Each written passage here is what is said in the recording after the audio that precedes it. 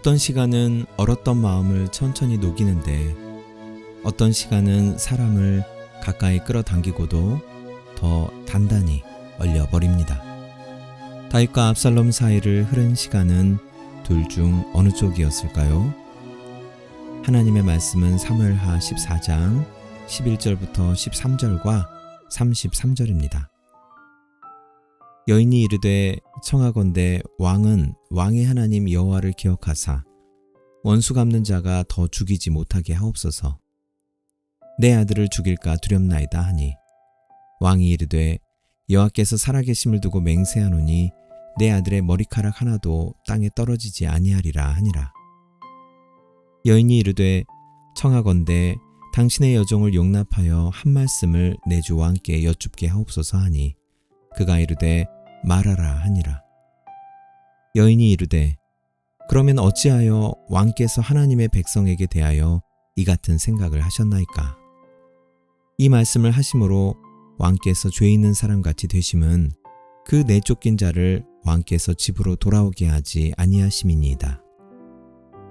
요압이 왕께 나아가서 그에게 아뢰매 왕이 압살롬을 부르니 그가 왕께 나아가 그 앞에서 얼굴을 땅에 대어 그에게 절하매 왕이 압살롬과 입을 맞추니라.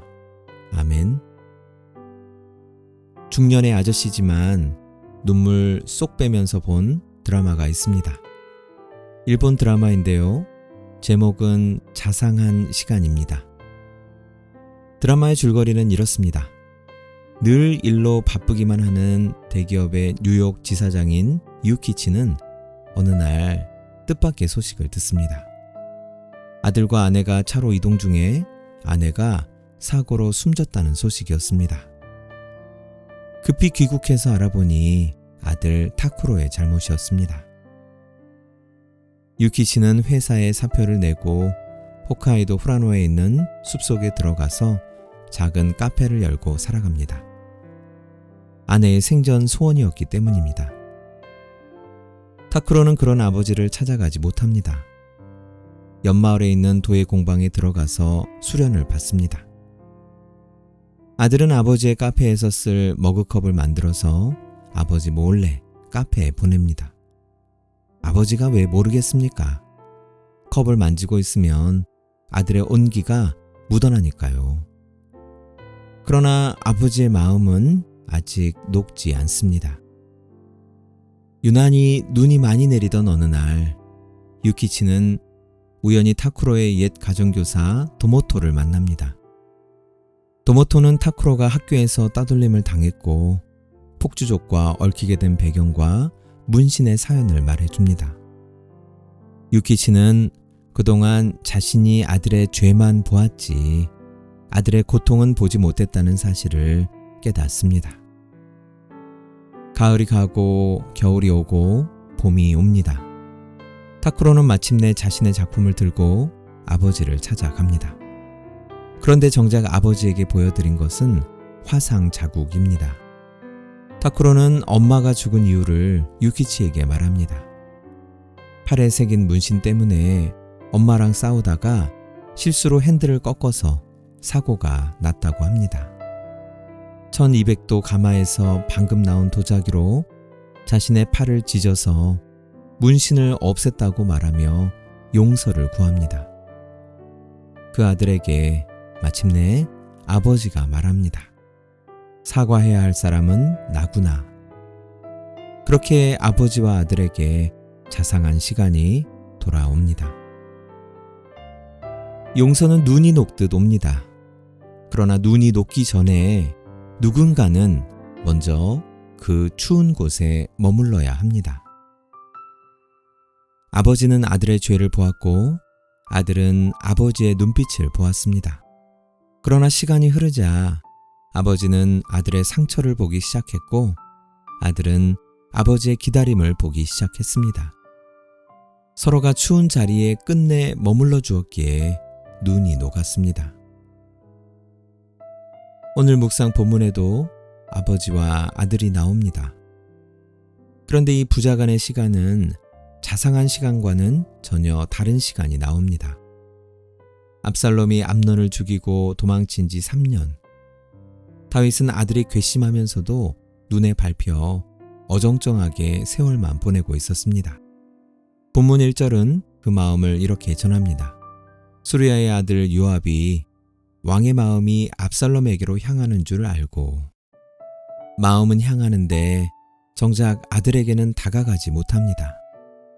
유키치가 생각 속에서 죽은 아내와는 밤마다 대화하면서 살아있는 아들과는 한마디도 나누지 못했듯이 다윗도 마음으로는 아들을 그리워하면서 눈앞의 아들에게는 끝내 입을 떼지 못합니다. 가정의 비극은 자주 여기서 시작되지요. 멀리 있는 기업과는 통하는데 가까이 있는 가족과는 통하지 못하는 것입니다.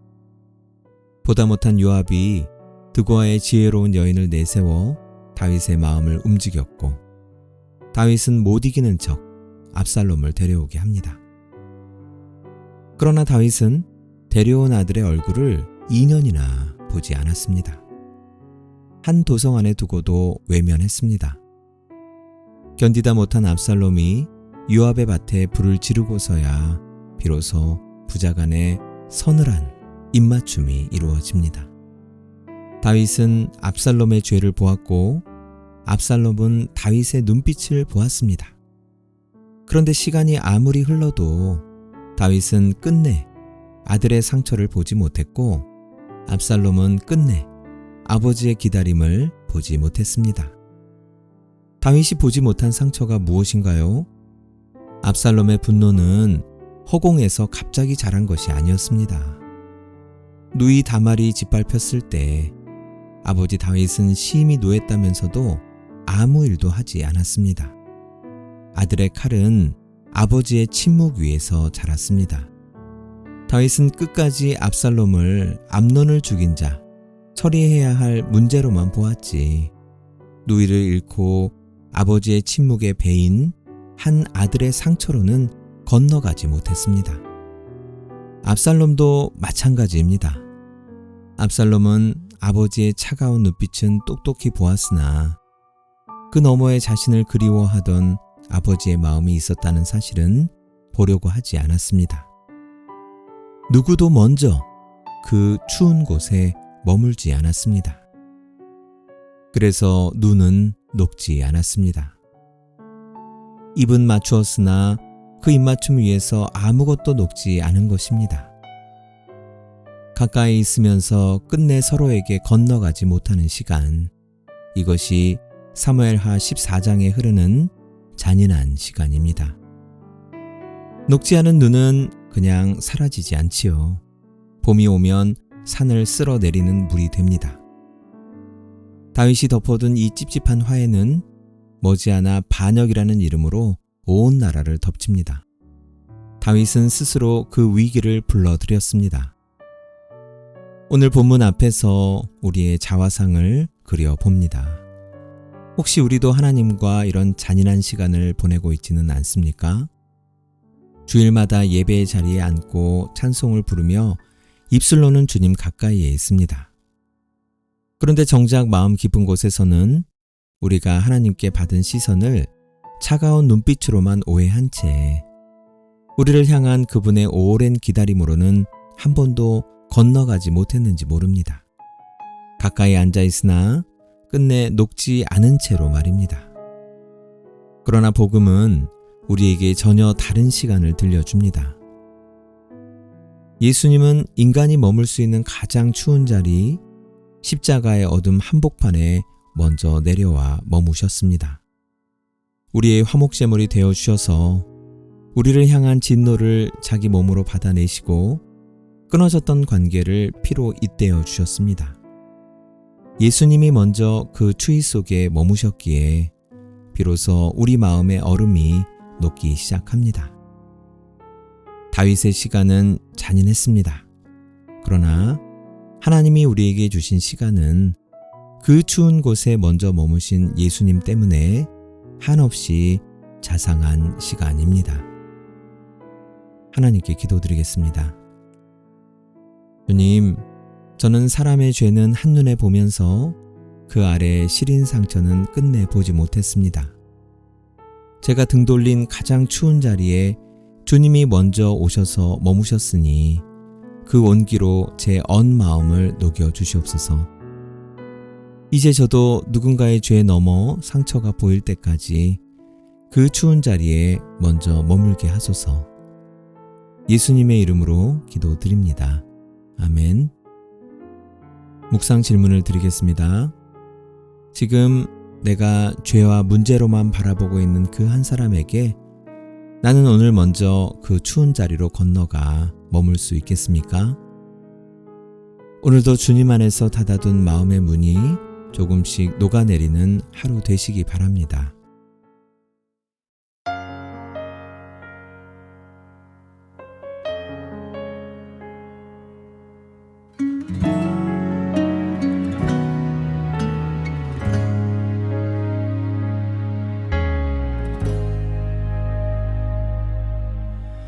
하늘의 영광을 다 버리고 낮은 이곳에 내려오신 주, 죽기까지 나를 사랑하신 그 사랑 얼마나 큰지 우리가 높아지면 그가 낮추시리, 우리가 낮아지면 그가 높이시리. 하나님이 원하시는 세상으로 나 자신을 낮추는 섬김으로